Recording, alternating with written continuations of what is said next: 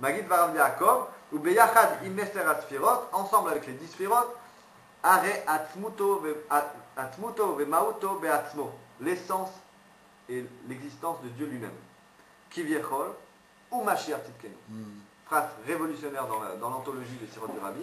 Toujours le Rabbi avait employé, ce qu'on avait dit tout à l'heure, la phrase suivante, que un Rabbi ou un Kadosh Baruch Hu Atzmuto Ersheu Chlit Litlabesh Begouf, le Rabbi est l'essence de Dieu comme elle a décidé de s'habiller dans un corps, parce qu'il n'y a rien d'impossible pour Dieu, même d'apparaître dans un corps, c'est pas impossible pour Dieu.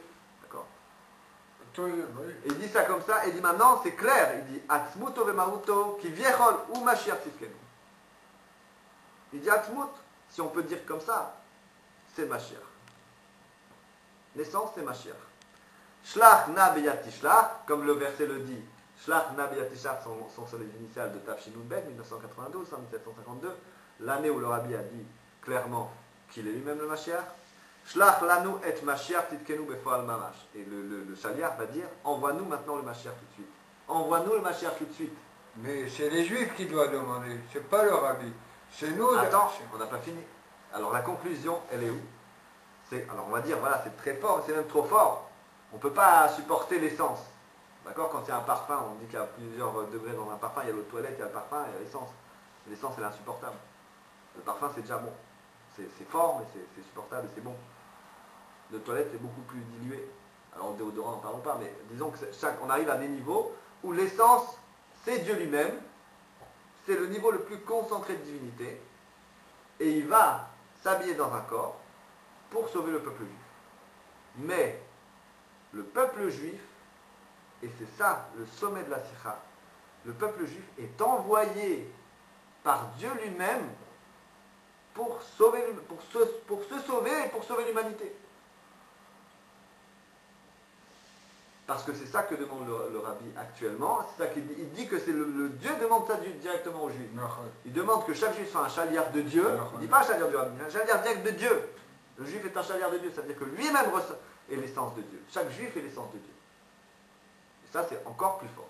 Dire que Mashiach, c'est l'essence de Dieu, c'est très fort, mais au moins on peut comprendre, puisqu'il s'est préparé à ça depuis des années, des siècles. Etzmar David Tatzmiach.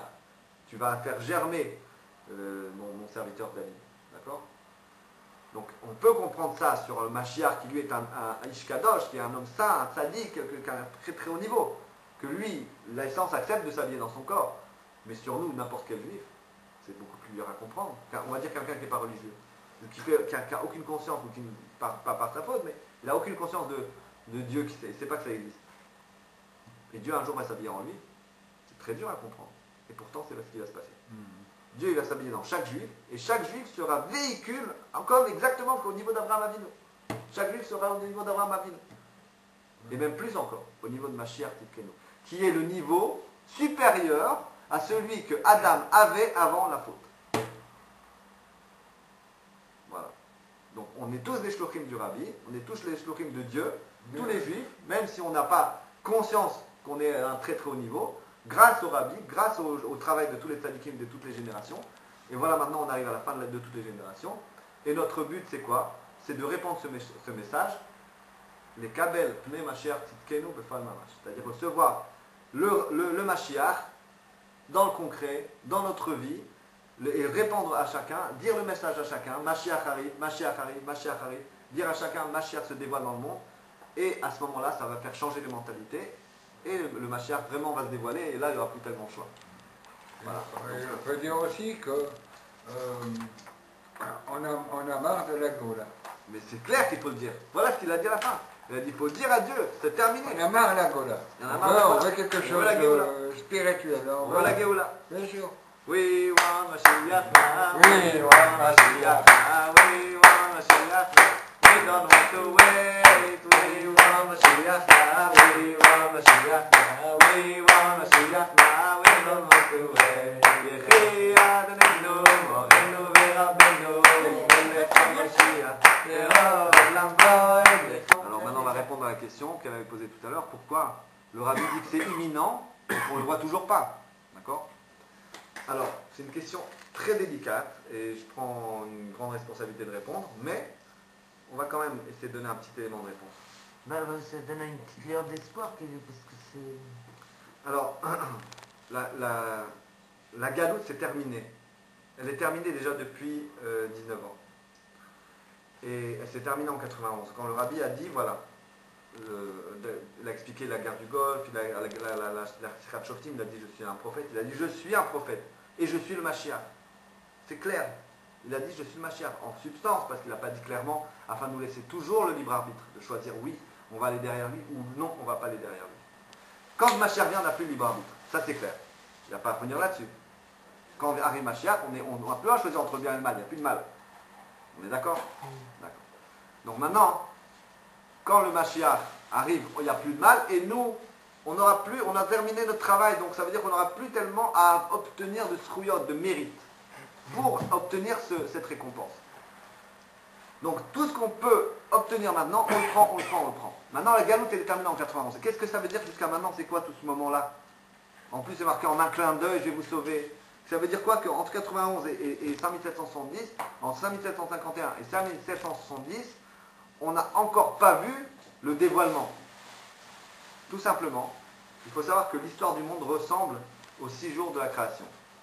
L'histoire du monde se divise en 7 millénaires. Ces 7 millénaires-là sont divisés en 3. Les 2 premiers Tohu, les 2 secondes la Torah, et les deux derniers millénaires sont consacrés à la Géoula. D'accord? C'est comme on dit, c'est Midrash. Et donc, on voit que quand on prépare Shabbat, on accueille le Shabbat, on ne l'accueille jamais à minuit le soir. On ne l'accueille pas en pleine nuit. On l'accueille quand? On l'accueille un quart du jour avant que la nuit tombe. C'est-à-dire qu'on a déjà enlevé 4-5 heures. Selon les périodes, que ce soit l'été ou l'hiver. D'accord? Jusqu'à minuit, jusqu'à Chatzot. D'accord? Donc, Shabbat, c'est l'an 7000, ça représente l'an 7000. Donc l'an 7000, on enlève un quart d'heure dans 7000, c'est 250 ans. 250 ans, ça tombe 5750. 6000, donc l'an 6000, c'est un millénaire. Hein. Donc 6000 moins 250, ça fait 5750. Et les 20 ans qui nous séparent de 5750, à 20 ans entre 5750 et 5770, ou alors 18 ans entre 5752 et 5770, ce sont les 18 minutes. Ce sont les 18 minutes dans lesquelles on se prépare à faire entrer Shabbat. On est dans Shabbat, c'est la Géoula. Mais on se prépare encore. On a le droit d'allumer la lumière, on a le droit de fumer une dernière cigarette, on a le droit de faire quelques dernières choses pour aider la femme à préparer Shabbat. D'accord? Et on arrive quand? 5770. Alors maintenant, c'est imminent. Ça veut dire quoi, c'est imminent? Ça veut dire qu'il faut s'attendre d'un jour à l'autre au dévoilement.